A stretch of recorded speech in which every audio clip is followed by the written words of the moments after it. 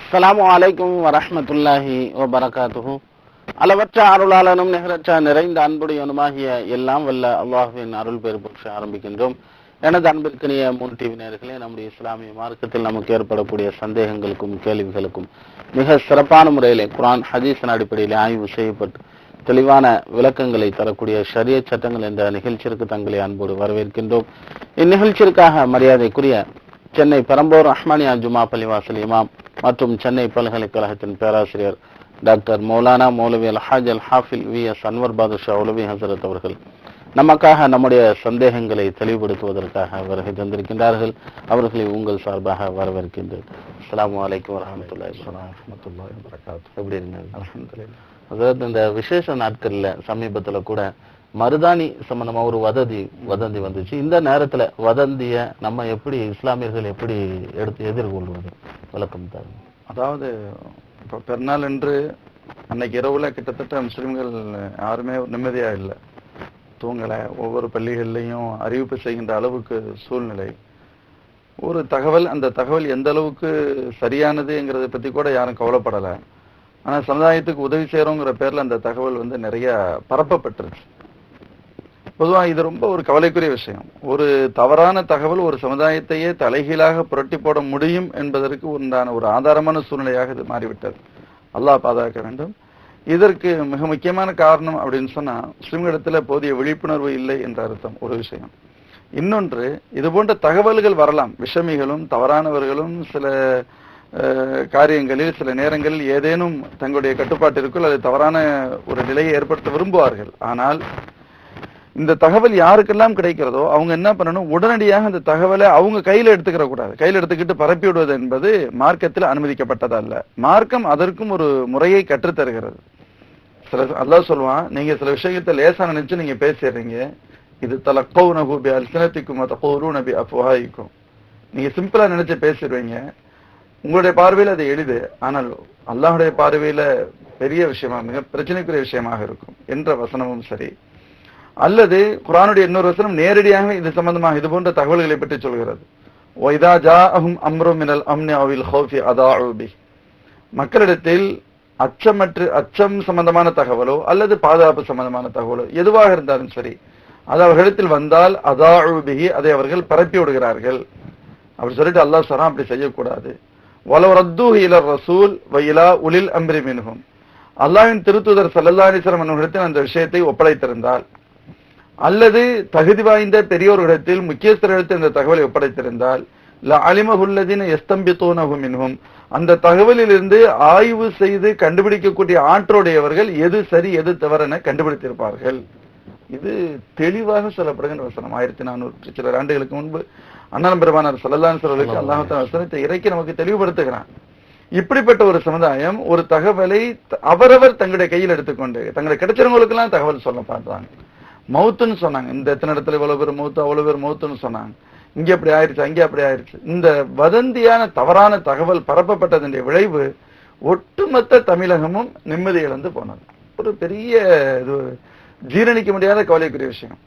இதுல இன்னும் சொல்ல போனா, நல்ல எண்ணம் உள்ள சோசியல் சர்வீஸ் செய்கின்ற பிள்ளைகள் சோசியல் சர்வீஸ் செய்யறோம்னு நினைச்சுக்கிட்டு இந்த தகவல் அவங்க கையில எடுத்துக்கிட்டு ஆடின ஆட்டம் கொஞ்சம் நஞ்சம் அல்ல. அதாவது சமுதாயத்துக்கு நல்லது செய்யறோம், சமுதாயத்தை பாதுகாக்க போறோம்னு சொல்லி வீடு வீடா தெரு தெருவா ஒவ்வொரு பள்ளிகள்லையும் மைக்கில 12:30 மணி 1 மணிக்கு சொன்னா என்ன ஆகும், எப்படிப்பட்ட தகவலுக்காக அதை பயன்படுத்தணும் எதுவுமே தெரியல. அப்படி இல்லாம இந்த தகவல்களை சொன்னார்கள். இது முஸ்லிம்களுக்கு அல்லாஹ் தஆலா தரக்கூடிய ஒரு பாடம். நீங்கள் எந்த தகவலாக இருந்தாலும் சரி அதை ஊர்ஜிதம் செய்யுங்கள், அதை பொறுப்பானவரிடத்தில் ஒப்படைத்து விடுங்கள். அந்த தகவலை எடுத்தவொடனே நீங்க சொல்லணும்னு நினைக்காதீங்க. அதற்கு பொறுப்பானவர் எடுத்து அந்த தகவலை ஒப்படையுங்கள். அவர்கள் அதனுடைய மூல வேற ஆய்வு செய்வார்கள், எங்கிருந்த தகவல் வந்தது அப்படின்னு அவங்க பார்ப்பாங்க. அங்கே யார்கிட்ட கேட்டா அது கரெக்டா தெரியும், அவங்க அதை கேட்பாங்க, வைப்பாங்க. அந்த தகவலை ஊர்ஜிதம் செய்து அதை அவர்கள் சொல்ல வேண்டும். ஊர்ஜிதமற்ற தகவல்களை பேசுவது என்பதே பொய்மையின் அடையாளம். ஸல்லல்லாஹு அலைஹி ஹதீஸ்ல சொல்லுவாங்க, கஃபா பில் மர்இ கதிபன் அன் யுஹத்திஸ பிகுல்லி மா சமிஅ. ஒருவன் பொய்யன் என்பதற்கு ஆதாரம் என்ன அப்படின்னு கேட்டா, அவன் பொய் சொல்லணுங்கிற அவசியம் கூட இல்ல, காதில் வருகின்ற தகவல்கள் எல்லாம் பேசினால் போதும் பொய்யனாக கருதப்படுவான். ஹஜ்ரத் அல்லாமா இப்னு கஸீர் ரஹ்மத்துல்லாஹி அலைஹி இந்த ஆயத்திற்கு அர்த்தம் எழுதுகின்ற பொழுது பல தகவல்களை பதிவு செய்கிறார்கள். சஹாபாக்களுடைய கோல், தாபீன்களுடைய கோல். அதுல அதுல மிக முக்கியமா பதிவு செய்யப்படுகின்ற சொல் என்ன அப்படின்னு கேட்டா, அதற்கு எதையும் அவர்கள் சிந்திக்காமல், ஆய்வு செய்யாமல், உறுதிப்படுத்தாமல் இந்த தகவல்களை பரப்பி விடுவார்கள். அதான் அதுக்கு அர்த்தம். அப்ப உறுதிப்படுத்தப்படாத தகவல்களை பரப்புவது என்பது மிக மோசமானது, அது கொலை குற்றத்திற்கு நிகரானது. அதாவது நபி ஸல்லல்லாஹு அலைஹி வஸல்லம் காலத்திலும் சரி, சஹாபாக்களுடைய காலத்திலும் சரி, சில வதந்திகள் பரவி இருக்கிறது. அந்த வதந்தியுடைய விளைவு எப்படிப்பட்டது தெரியுமா? மிக மோசமானது. சொன்னால் ஆச்சரியப்படுவீர்கள். உஹது யுத்தத்தில் தோல்வி ஏற்பட்டதற்கான காரணம் வதந்தி தான். உஹதுல முஸ்லிம்கள் தோல்வியுற்றதற்கான அடிப்படை காரணம் வதந்தி. என்ன வதந்தி? நபி ஸல்லல்லாஹு அலைஹி வஸல்லம் ஷஹீதாக்கப்பட்டு விட்டார்கள் என்ற தகவல் வதந்தியாக பரவியது. பெருமானார் ஸல்லல்லாஹு அலைஹி வஸல்லம் ஷஹீதாக்கப்பட்டு விட்டார்களா என்ற அந்த தகவலை கேட்டு அதிர்ச்சிக்குள்ளான சஹாபாக்கள் அதற்கு அடுத்து என்ன செய்வதென்றே தெரியவில்லை, நிலைகுலைந்து போனார்கள். அவர்கள் நிலைகுலைவதை எதிரிகள் சாதகமாக பயன்படுத்திக் கொண்டார்கள். அதுதான் அர்த்தம். அப்ப உஹதுல ஏற்பட்ட தோல்விக்கு மிக முக்கியமான காரணம் வதந்தியாக இருக்கிறது என்பதை நாம் பார்க்கிறோம். இன்னொரு தகவல், ஹஜ்ரத் ரசூலுல்லாஹி ஸல்லல்லாஹு அலைஹி வஸல்லம் தங்களது அருமை மனைவியரை அவங்க தலாக்கு விட்டுட்டாங்க அப்படின்னு ஒரு தகவல், ஒரு வதந்தி பரவுகிறது. ஸல்லல்லாஹு அலைஹி வஸல்லம் தங்களுடைய மனைவியரை தலாக்கு விட்டுட்டாங்க அப்படின்னு ஒரு தகவல். இந்த தகவல் ஹஜ்ரத் உமர் ரலியல்லாஹு அவர்களுடைய காதுகளுக்கும் எட்டுகிறது. அவங்க உடனடியாக வெளியே வர்றாங்க, ரொம்ப கவலைக்குள்ளானார்கள். நேராக மஸ்ஜித் நபவிக்கு வந்து நபி ஸல்லல்லாஹு அலைஹி வஸல்லம் சந்திப்பதற்கு முயற்சி செய்தார்கள். ஹலோ, அஸ்ஸலாமு அலைக்கும். அந்த விஷயத்தோட ஹஜ்ரத் உமர் ரலியல்லாஹு அன்ஹு நேரடியாக மஸ்ஜித் நபவிக்கு வர்றாங்க. ஸல்லல்லாஹு அலைஹி வஸல்லம் சந்திக்கணும்னு நேரடியாக முயற்சி செய்றாங்க. கொஞ்சம் ஸல்லல்லாஹு அலைஹி வஸல்லம் தான் கோபத்துல இருக்காங்க, ரொம்ப அதிருப்தியில இருக்காங்கங்கிற தகவல் இது. ஸல்லல்லாஹு அலைஹி வஸல்லம் தன்னுடைய மனைவியரை தலாக்கு விட்டுட்டாங்கன்னு பரவுது. இப்ப ஸல்லல்லாஹு அலைஹி வஸல்லம் உமர் ரலியல்லாஹு சந்திக்க வர்றாங்க. உடனடியா சந்திக்க முடிய கூட இல்லை, ஆனாலும் இருந்து வெயிட் பண்ணி ஸல்லல்லாஹு அலைஹி வஸல்லம் சந்திக்கிறாங்க. பெருமானார் ஸல்லல்லாஹு அலைஹி வஸல்லம் சந்தித்து கேட்கிறாங்க, தல்லக்த நிசாக்கி யா ரசூலல்லாஹ், பெருமானார் அவர்களே நீங்கள் உங்களுடைய மனைவியரை தலாக்கு விட்டு விட்டீர்களோ என்று கேட்டார்கள். அதற்கு அண்ணன் பெருமானார் ஸல்லல்லாஹு அலைஹி வஸல்லம் சொல்கிறார்கள், உமர் அப்படி எதுவும் நடக்கல அப்படின்னு சொன்னாங்க. ஹஜ்ரத் உமர் ரலியல்லாஹு அன்ஹு அல்லாஹு அக்பர் என்று ரப்பை புகழ்ந்தவர்களாக வெளியே வர்றாங்க. வெளியே வந்துட்டு சொன்னாங்க, ஒரு நேர் இருக்காங்க. ஹலோ, அஸ்ஸலாமு அலைக்கும்.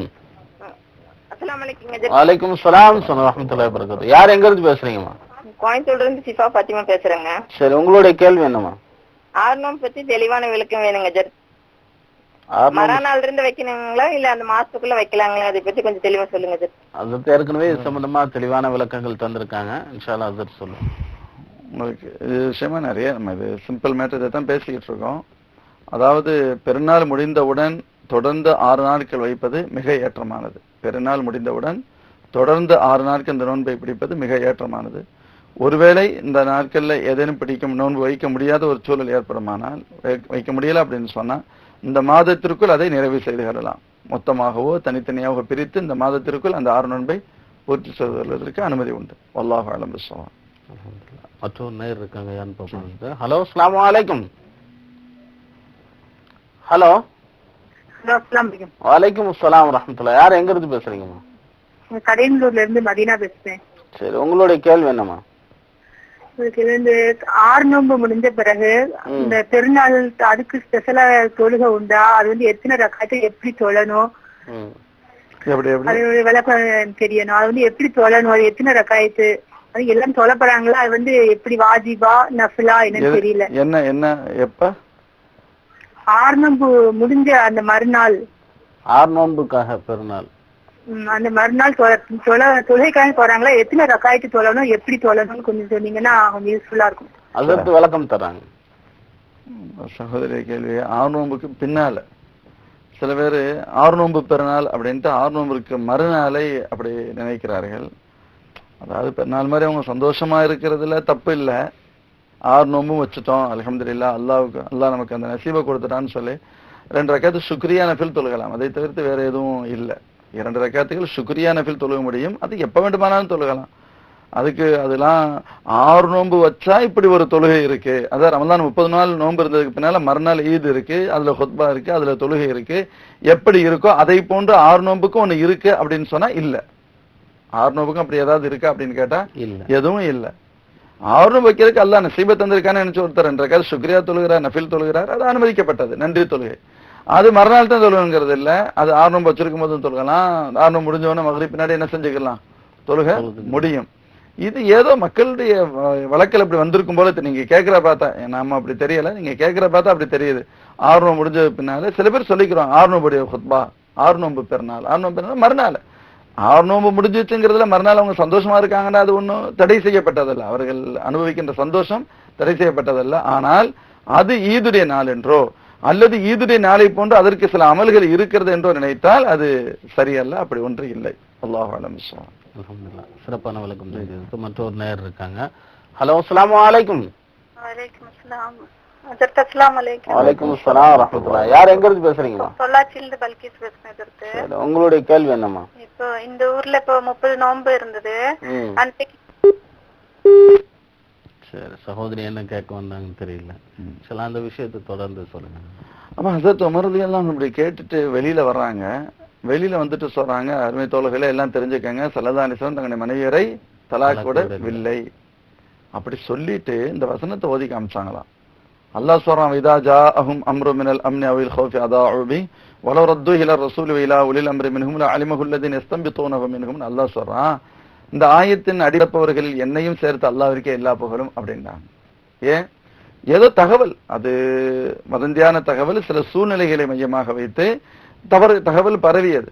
இப்ப இவங்களும் என்ன செஞ்சிருக்காங்க, அந்த தகவலை இன்னும் 10 பேருக்கு சொல்லி இருக்கலாம், யார்ட்டையும் சொல்லல. ஏன்? அது அபூபக்கர் ரலியல்லாஹு அன்ஹு இருக்காங்க, ஆயிஷா ரலியல்லாஹுடைய தகப்பனார் இருக்காங்க, எத்தனையோ சஹாபாக்கள் நெருக்கமானவங்க இருக்கிறாங்க. அவங்களுக்கெல்லாம் ஏதாவது எந்த இன்ஃபர்மேஷன் கொடுத்தாங்கன்னு நேற்று எதுவுமே கொடுக்கல. நேரடியாக அந்த பிரச்சனை எங்கு சொல்லப்படுகிறது, ஸல்லல்லாஹு அலைஹி வஸல்லம் பத்தி சொல்லப்படுகிறதா, பெருமானார் இடத்திலே கேட்டு விடலாம். அதான் புத்திசாலித்தனம். நபி ஸல்லல்லாஹு அலைஹி வஸல்லம் கேட்போம், அப்பதானே தகவலை ஊர்ஜிதம் செய்ய முடியும். நேர பெருமானார் இடத்துல வர்றாங்க, அந்த தகவலுக்கு தங்களை காது கிடைச்ச உடனே அழுது ஒப்பாரி வச்சு அது கவலைக்குரிய தகவல், அது வேறு விஷயம். அது எந்த அளவுக்கு கவலைக்குரியது அப்படின்னு கேட்டா, ஹஸரத் உமர் ரலியல்லாஹு அன்ஹு அவர்கள் அந்த நிகழ்வு முடிந்ததற்கு பின்பு ஸல்லல்லாஹு அலைஹி வஸல்லம் அருமை மனைவியர்களான நமது தாய்மார்களை சந்திக்கிறார்கள். ஹஸரத் ஹப்ஸா ரலியல்லாஹு அன்ஹா அதுல இருக்கிறாங்க, ஆயிஷா ரலியல்லாஹு அன்ஹா இருக்கிறாங்க, மற்ற பெண்கள் இருக்காங்க. கடுமையாக கோபப்பட்டார்கள். ஹதீஸ்களை பார்த்து ஆச்சரியப்படுவோம். கடுமையாக கோபப்பட்டார்கள். எந்த அளவுக்கு, நீங்க எப்படி இப்படி பண்ண முடியும், எங்களோட நபிக்கு இவ்வளவு நீங்க கோபத்தை ஏற்படுத்த முடியுமா, இப்படி ஒரு தகவல் வருதுன்னு சொன்னா அதுக்கு ஏதோ பின்னணி இருக்கிறது அல்லவா, அந்த அளவுக்கு நீங்க எப்படி ஸல்லல்லாஹு கோபப்படுத்துவீங்க, எங்கள் நபிக்கு நீங்கள் ஒன்றும் அவசியம் இல்லை, என் ரப்பு அல்லாஹ் நாடினால் எங்கள் நபிக்கு உங்களை விட பல வகையில் சிறந்தவர்களை தருவான் என்று சில சிஃபத்துகளை எல்லாம் சொல்கிறார்கள். சிறந்த மோமின்களான, சிறந்த முஸ்லிம்களான, சிறந்த வணக்கசாலிகளான, பொறுமையாளர்கள், உயர்ந்த பெண்கள் அல்லாஹ் தருவான் அப்படி இப்படின்னு கடுமையா பேசுறாங்க. அவங்க அதிர்ந்து போயிட்டாங்க. ஹஸரத் ஆயிஷா சித்திகா ரலியல்லாஹு அன்ஹா மட்டும் கொஞ்சம் தைரியத்தை வரவழைத்துக் கொண்டு ஒரு அற்புதமான கேள்வியை கூட கேட்டார்கள். உமர் ரலியல்லாஹு அன்ஹு, நீங்க என்ன எங்கள் நபி ஸல்லல்லாஹு அலைஹி வஸல்லம் கூட இப்படி பேசல, தின்னதில்லை, திட்டினதில்லை, நீங்க இவ்வளவு கடுமையா பேசுறீங்க, எங்களுடைய விஷயத்தில் உபதேசம் செய்வதற்கு எங்கள் நபியிடத்தில் இல்லாத தகவல் உங்களிடத்துல இருக்கும்னு கேட்டாங்க. கடுமையான ஒரு வித்தியாசமான கேள்வி இல்லை. எங்களுடைய விஷயத்தில் எங்களுக்கு உபதேசம் செய்வதற்கு எங்கள் பெருமானாரிடத்தில் இல்லாத தகவல்கள் உங்களிடத்துல இருக்கு, அதனாலதானே நீங்க இவ்வளவு பேச முடியும் அப்படின்னு கேட்டாங்க. ஹஸரத் உமர் ரலியல்லாஹு அன்ஹு அமைதி ஆயிட்டாங்க. அதுக்கு பதில் சொல்லவே இல்லை. ஏன்? நியாயமான கேள்வி. இப்ப நம்ம தான் கூடுதலா பேசிட்டோமோ அப்படின்னு அவங்க நினைக்கிறாங்க. இதுக்கு ஆமா நான் அப்படித்தான் பேசுவேன்னு சொல்லல, அதான் அவருடைய அந்தஸ்து. கேட்கறது நியாயமான கேள்வி தானே, நம்ம தான் அதிகமா சொல்லிட்டோமோ பேசிட்டோமோ, அமைதியா இருக்கிறாங்க. ஹஸரத் உமர் ரலியல்லாஹு அன்ஹு அமைதியா இருந்தார்கள். அல்லாஹ் வசனத்தை இறக்கி வைத்தான், ஆஸா ரப்புஹு இன் தல்லககுன் அன் யுப்திலஹு அஸ்வாஜன் கைரம் மின்குன் முஸ்லிமாத்தின் முஃமினாத்தின் கானிதாத்தின் தாயிபாத்தின் ஆபிதாத்தின் சாயிஹாத்தின் சய்யிபாத்தின் வாபுகாரா. அல்லாஹ் வசனத்தை இறக்கி வைத்தான், எங்க நபி, என்னுடைய நபி உங்களை தலாக் விட்டாங்கன்னு சொன்னா இந்தந்த வகையில் சிறந்த பெண்களை நான் எனது நபிக்கு தருவேன் அல்லாஹ் சொன்னான். இது நான் சொல்ல வருது எதுக்குன்னு கேட்டா, இவ்வளவு கடுமையான விஷயம்தான் அது. ஆனாலும் ஹஸரத் உமர் ரலியல்லாஹு அன்ஹு உடனடியாக அதை பரப்புவதற்கோ ஒப்பாரி வைத்துக் கொண்டு அழுவதற்கோ தயாராக இல்லை. ஃபர்ஸ்ட் தகவல் சரியா நான் கன்ஃபார்ம் பண்ணணும், எங்க கேட்கணும், என் நபியிடத்துல கேட்கணும். வந்தாங்க, கேட்டாங்க, அந்த பிரச்சனை சிம்பிளாக முடிந்தது. இது மார்க்கம் கற்றுத்தருகின்ற அணுகுமுறை, அதற்காக சொல்கிறேன். அல்ஹம்துலில்லாஹ். சிறப்பான விளக்கம். தொடர்ந்து பாப்போர் நேயர் இருக்காங்க. ஹலோ, அஸ்ஸலாமு அலைக்கும். அலைஹிஸ்ஸலாம். சொல்லுங்க, யார் எங்க இருந்து பேசுறீங்க? அது வதந்திகள் சம்பந்தமா சொல்லுங்க. அப்போ மார்க்கம் கற்றுத்தருகின்ற ஒரு உயர்ந்த பண்பு என்ன அப்படின்னு கேட்டா, இது போன்ற தகவல்களை இன்னைக்கு நல்லது செய்யறோங்கிற எண்ணத்துல சில சமயத்துல தீமைகள் செய்து விடுகிறோம். அது அவ்வாறு செய்யப்படக்கூடாது. சமீபத்தில் கூட சில பிரச்சனைகள் நம்ம பார்க்கலாம். அதாவது சில தகவல்களை ஊர்ஜிதப்படுத்தப்படாத தகவல்களை நாம் வெளிப்படுத்துகின்ற நேரத்தில், யாராக இருந்தாலும் சரி வெளிப்படுத்துகின்ற நேரத்தில் அதனால் ஏற்படக்கூடிய நன்மையை விட தீமைகள் அதிகம் ஏற்படும். நன்மைகளை விட தீமைகள் அதிகம் ஏற்படும். இப்ப இன்னொரு கோணத்துல நம்ம பார்த்தோம் அப்படின்னு சொன்னா, சமீப காலத்துல முஸ்லிம்கள் அசாமிலாம் பாதிக்கப்பட்டாங்க. இந்த தகவல்களை சில பேர் அளவுக்கு அதிகமாக பரப்பியதனுடைய விளைவு என்ன ஆச்சுன்னு கேட்டா, கிட்டத்தட்ட அவர்கள் அந்த ஒட்டுமொத்த இயக்கமே தடை செய்யப்பட்டது. அந்த தகவல் தொழில்நுட்பங்கள் எல்லாம், அந்த வழிகள் எல்லாம் தடை செய்யப்பட்டது. தடை செய்யப்பட்டது பாதிக்கப்பட்டிருக்கக்கூடியவங்களை பிரச்சனையை பேசுறதை விட இந்த வதந்தி பேசப்பட்டார். பாதிக்கப்பட்டவங்களை பத்தி பேசுறதை விட வதந்தி பேசப்பட்டார். அப்ப இதனால என்ன லாபம் நஷ்டம் தான் ஏற்பட்டது. தொடர்ந்து பார்ப்போம். ஒரு நேயர் இருக்காங்க. ஹலோ, அஸ்ஸலாமு அலைக்கும். வலைக்கும் சலாம் வரஹ்மத்துல்லாஹி வபரகாத்துஹு. சொல்லுங்கம்மா, யார் எங்க இருந்து பேசுறீங்க? நான் அஸ்ஸலாமு அலைக்கும். நான் மதுரையில இருந்து பேசுறேன் சார். சரி, உங்களோட பேர் என்னம்மா? என் பேரு பானு. சரி, உங்களுடைய கேள்வி கேளுங்க. எனக்கு இந்த மாசத்துல 3 நாள் நோன்பு வைக்கணும்ல, ஐயாமில் ஃபீல் நோன்பு. சரி, அது 13, 14, 15 தான் வைக்கலாம், இல்ல எப்ப நாள் வைக்கலாமா? சரி, அதுக்கு விளக்கம் தராங்க. அதாவது பொதுவாக எப்பொழுது வேண்டுமான நோன்பு வைப்பது என்பது நஃபிலான நோன்புகள்ல வரும். ஐயாமுல் பீத் என்பது சுன்னத்தான் நோன்பு, ஹதீஸ்களில் வரையறுக்கப்பட்ட தெளிவாக சுட்டி காண்பிக்கப்பட்ட நோன்பு. அந்த ஐயாமுல் பீதுடைய நோன்பு என்பதே 13, 14, 15 தான். மற்ற நாள் வச்சுக்கிற பேர் ஐயாமுல் பீது அல்ல. ஏன்னு கேட்டா, அந்த ஐயாமுல் பீல் என்று சொன்னாலே வெண்மையின் தினங்கள் என்பது பொருள். ஒயிட், பிரைட், வெண்மையின் தினங்கள் அப்படின்னு அர்த்தம். ஏன் அதுக்கு வெண்மையின் தினங்கள் அப்படின்னு சொன்னா, 13, 14, 15 பௌர்ணமி, அதாவது நிலா பிறை 1 துவங்கி கொஞ்சம் கொஞ்சமாக விரிவடைந்து பெரிதாகி அந்த நாள்ல தான் அந்த கடைசி கட்டத்துல முழுமைத்துவம் பெறுகின்ற நாள். ஃபுல் வெளிச்சம் இருக்கும் அல்லவா? 13, 14, 15. 15 விட கொஞ்சம் கம்மியா இருக்கும், 14, 14 விட கொஞ்சம் தான் இருக்கலாம். முழுமையான வெளிச்சம் தெரிகின்ற அந்த நாட்களாக இருப்பதனால் அந்த நாட்களுக்கு பேரு ஐயாமுல் பீல், அதாவது வெண்மையும் பிரைட், ஒளி நிறைந்த நாட்கள் என்பது அர்த்தம். எனவே ஐயாமுல் பீல் அப்படின்னு சொன்னாலே பிறை 13, 14, 15 நோன்பு வைப்பதுதான். எனவே நீங்க அந்த நோன்பை வேற நாள்ல வைக்க முடியாது. ஐயாமுல் பீலுடைய நிய்யத்துல வேற நாள் வைக்க முடியாது. அதுக்காக வேற நாள்ல நோன்பு வைக்க கூடாது என்பது அல்ல, வேற நாள்ல நோன்பு வைக்க கூடாதுங்கிறது அல்ல. ஐயாமுல் பீல் என்ற நிய்யத்தில் நோன்பு வைப்பது என்பது இந்த 3 தினங்கள் மட்டும்தான். அல்லாஹ் அலம் பிஸ்ஸவாப். அல்ஹம்துலில்லாஹ், சிறப்பான விளக்கம் தெரியுது. எல்லா நேயர்களுக்கும் ரொம்ப பயனுள்ளதா இருக்குன்னு நினைக்கிறேன். குறிப்பா அந்த வதந்தி சம்பந்தமாக தெளிவான விளக்கம் கிடைச்சிருக்கு. இன்ஷாஅல்லாஹ் அடுத்த நேயர்கள். அன்பான நேயர்களே, ஹஜ்ரத் அவர்கள் நம்முடைய கேள்விகளுக்கு மிக சிறப்பான தெளிவான உபதேசங்களோடு அறிவுரை தந்திருக்கின்றார்கள். அந்த விளக்கங்களை சரியாக புரிந்து கொண்டு நம்முடைய வாழ்க்கையை சிறு சிறு தவறுகள் ஏற்படக்கூடிய அந்த நேரத்திலே அவைகளை களைந்து விட்டு அல்லாஹ்வின் இடத்திலே இறையச்சம் உள்ளவர்களாக வாழ வல்ல ரஹ்மான் தௌஃபீக் செய்வானாக என்ற துஆவோடு இன்ஷா அல்லாஹ் அடுத்த நிகழ்வுகளை தங்களை சந்திக்கின்றவரை காத்திருப்போம். அஸ்ஸலாமு அலைக்கும் வரஹ்மத்துல்லாஹி வபரகாத்துஹு.